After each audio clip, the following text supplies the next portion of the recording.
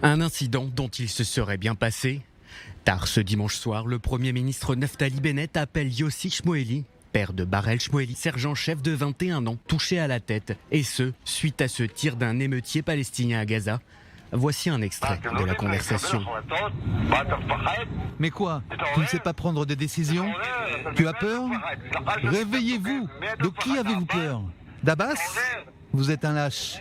Vous et tout votre gouvernement des lâches. Faites quelque chose. Vous n'avez pas d'enfant? Moi j'ai un enfant.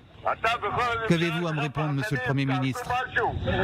Yossi Shmoeli qui ne mâche pas ses mots. Pire encore pour le Premier ministre, la confusion entre le nom de Barel et de son père Yossi. Une conversation qui a été rendue publique ce matin sur les ondes israéliennes. Mon fils est un officier infiltré de la police des frontières. Mon fils est un tireur d'élite et il s'est fait tirer dessus. Un terroriste de 12 ans l'a abattu à distance zéro et tout cela en sachant que nos soldats savaient qu'ils n'étaient pas autorisés à tirer et à riposter. Pourquoi ont-ils envoyé mon fils? Pourquoi? Je veux une réponse.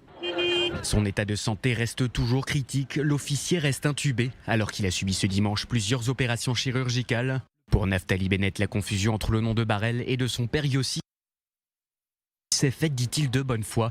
Dans une déclaration, le Premier ministre s'en est excusé.